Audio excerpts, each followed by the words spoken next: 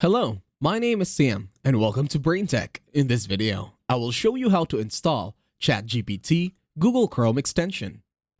To start, open your internet browser, then search for Chrome Web Store. Then, select the link that says chrome.google.com. Once you are now here, use the search bar on the left corner. Then in here, search for ChatGPT. Once you hit enter, on the right corner, you will see a lot of extensions.